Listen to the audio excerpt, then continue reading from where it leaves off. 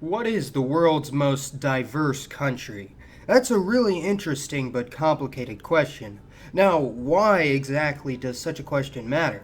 Well, it doesn't. Not really. Being more diverse doesn't necessarily make a country better or worse. The issue of identity and culture is a complex, multifaceted one that can never be completely summed up in one video.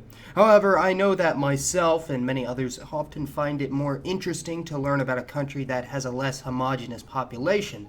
So, pretty much the only merit for diversity for me is that it's more fun to learn about diverse countries, and other than that, it doesn't really matter, meaning demographic diversity is at best just an interesting piece of trivia, but not of too much importance to most people. There are many demographic factors we could take into account to determine the world's most diverse country, which we'll get into in this video, but one of the easiest rules of thumb you can use in determining just how random or diverse a subset of the population is by choosing two people at random and calculating the odds that they would be of a separate demographic.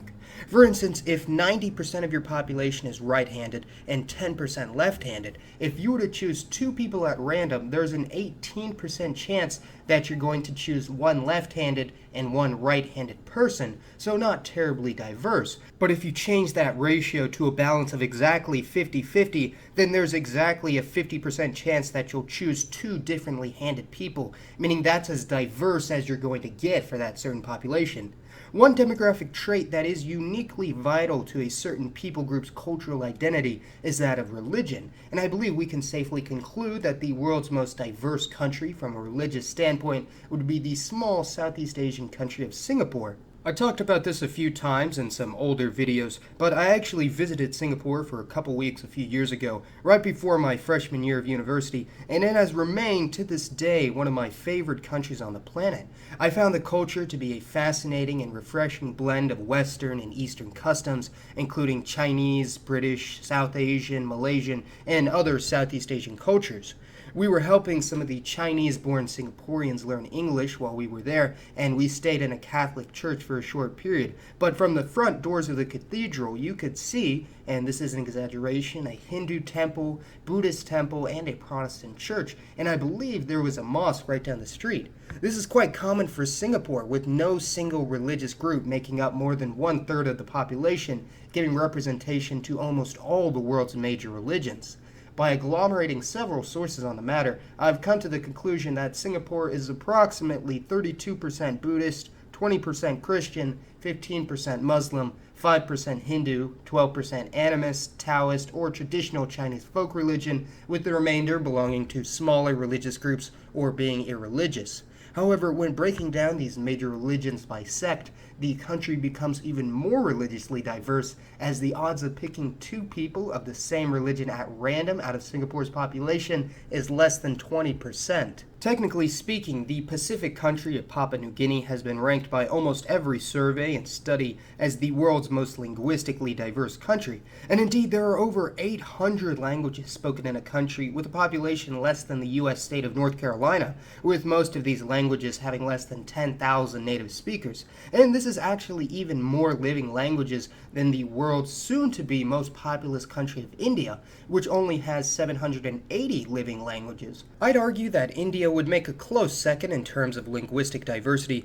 as India's languages stem from many different language families, including Indo-European, Dravidian, Sino-Tibetan, Austroasiatic, and even some languages that haven't even been classified yet. The People's Republic of China is a country that has radically transformed as a country economically speaking in the past 3 decades. Only a generation ago, most men slaved away in one of the most physically demanding countries on the planet, rapidly building infrastructure and allocating resources, so much so that today there are 4 times as many smartphones in the PRC than in America, which would sound quite astounding to older generations who saw the extreme poverty most Chinese citizens went through.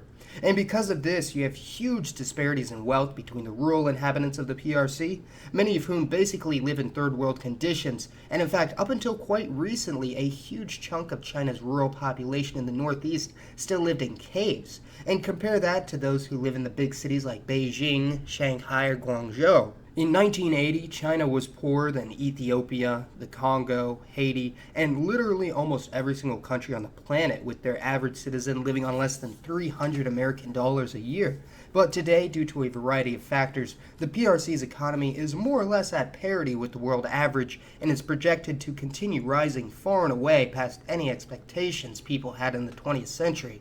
However, due to the rapid increase in standards of living, income, and infrastructure, half the country is essentially left in the dust, especially rural regions with a higher concentration of ethnic minorities such as Xinjiang or Tibet. And for this reason, the PRC probably takes the prize as the world's most economically diverse country. And of course, what else goes hand in hand with economics but politics? And certainly no country on earth has such a wide variety of political persuasions as the good old Masaman channel.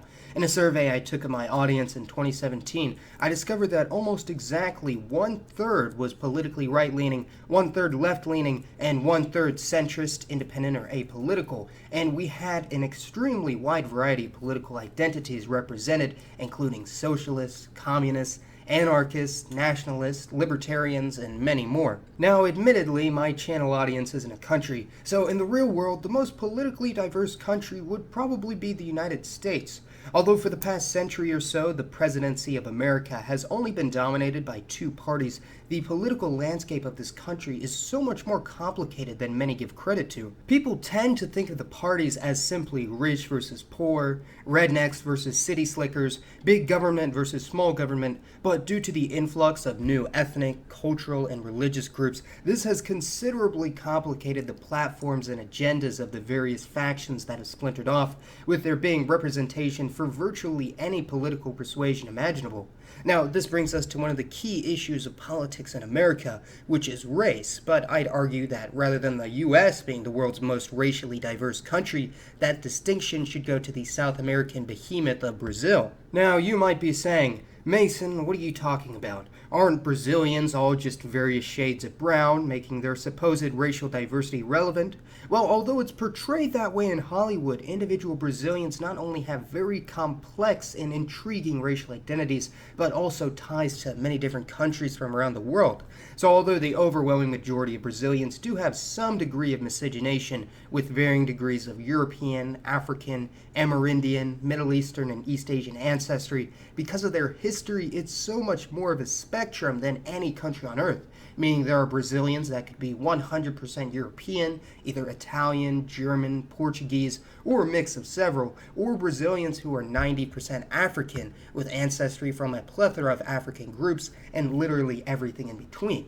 Meaning in the Amazon, you could have someone of partial Native American descent through some of these tribes, while also having significant ancestry from another tribe from the heartland of Africa. And in the South, it's common to find families with roots in Brazil going back centuries, but with more recent heavy intermixing with Italians, Japanese, Germans, Slavs, or Levantine Arabs, with the number of those of mixed Asian and European heritage increasing rapidly, just as they are in North America, Oceania, and elsewhere, as Asian groups like the Chinese, Indians, and Filipinos stream into these countries with great fervor, leading to mass intermarriage between groups of people that for pretty much all of history have been separated by vast stretches of land. Which is why the phenotype for Brazilians is so unbelievably diverse, and why Brazilians are often mistaken for literally almost any race on the planet, and often cast as such in Hollywood movies for Americans who don't know better. Some Brazilians of Pardo or mixed race ancestry have been cast as Mexican, Indian, Middle Eastern, Italian, Greek, or any other group that has a slightly swarthy, ethnically ambiguous appearance. And for this reason, I would say Brazil is the most racially diverse country on the planet because there are basically an infinite amount of unique races in Brazil and more being created all the time. Not to mention the extreme beauty of many Brazilians of all races, which is one of the reasons for the stereotype of the hot Brazilian or Brazilian supermodel. However, although there is considerable overlap between these two terms, race is not synonymous with ethnicity or ancestry, and hence I would conclude that in terms of overall ancestry, the United States would take the prize as the world's most ethnically diverse country, easily beating out every other country on Earth. Now, traditionally, most Americans came from a British background, meaning mostly English, Irish, Scottish, and/or Welsh, but even since the late 1700s, America was a melting pot of many different European nations, and this has recently extended to that of the entire world. The three regions of the country with unparalleled ethnic and cultural diversity would probably be the New York City metro area, which is now becoming a hodgepodge of Indian, Chinese, and Caribbean immigrants, as well as some of the more established groups like the Jews and Italians, as well as the San Francisco Bay Area, followed by the Dallas-Fort Worth Metroplex, my hometown. America not only beats out the competition in terms of ethnicity, but culture, as despite most groups assimilating into the more mainstream American culture when they arrive, they still maintain many of their own customs and traditions, particularly if they come from another religious group. Another counter-argument people might make is that, oh, isn't America just being taken over by Hispanics, which is actually making it less diverse in certain areas? Well, this is really ignorant, as I've discussed on a multitude of occasions. Hispanics, especially those in the US, are not an ethnically homogenous group, as Hollywood would lead you to believe, and it's incredibly common for Hispanic Americans to also have Italian, French, German, or other ancestries other than just Spanish and Native American. So this is all quite fascinating, and although demographic diversity does have its weaknesses and problems, I've always enjoyed the beauty of other cultures and the social fabric of our global species. So go ahead and let me know which country you think can take the title of the world's most diverse country using some of the parameters we established in today's video. Or you can break it down by city or state or region or whatever. After all, it doesn't really matter, but I assume if you're subscribed to this channel, you find this kind of thing at least mildly interesting. For today's poll, let me know which one of these demographic traits you find the most interesting. And as always, this has been Mason. Thanks for watching, everyone. I'll see you next time.